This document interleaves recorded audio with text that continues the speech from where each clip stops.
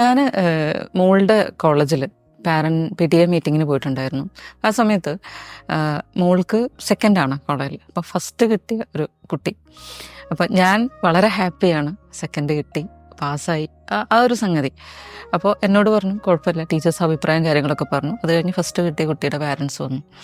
അപ്പോൾ അവളുടെ പാരൻസിനോട് പറഞ്ഞു ഓക്കെയാണ്, മോള് നന്നായിട്ട് പഠിക്കുന്നുണ്ട് എന്ന് പറഞ്ഞപ്പോൾ ഇതൊന്നും പോരാ, കുറവുള്ള മാർക്കിനെ കുറിച്ചിട്ട് പറഞ്ഞിട്ട് അതും കൂടെ വേണമെന്ന് പറഞ്ഞിട്ട് അവിടെ പറഞ്ഞു. അവരൊട്ടും ഹാപ്പി അല്ല ഒരു കാര്യത്തിൽ. അപ്പോൾ ഞാൻ വീട്ടിൽ വന്ന ശേഷം മോളോട് പറഞ്ഞു, നന്നായി നീ സെക്കൻഡ് ആയത്, പിന്നെ ഒരാൾക്ക് ആ കുട്ടി ഫസ്റ്റ് ആയിരുന്നില്ല എന്നുണ്ടെങ്കിലുള്ള അവസ്ഥ എന്തായിരിക്കും എന്ന് ഞാനിങ്ങനെ പറഞ്ഞു. പക്ഷേ യഥാർത്ഥത്തിൽ ഞാനെപ്പോഴും മോളോട് പറയുന്ന ഒരു കാര്യമുണ്ട്, കോളേജ് ലൈഫ് അത് എൻജോയ് ചെയ്യുക.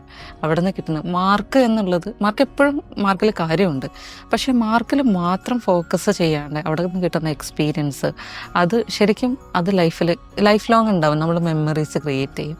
അപ്പോൾ അതിനാണ് നമ്മൾ ഇമ്പോർട്ടൻസ് കൊടുക്കേണ്ടതെന്ന് എപ്പോഴും മോളോട് പറയാറുണ്ട്.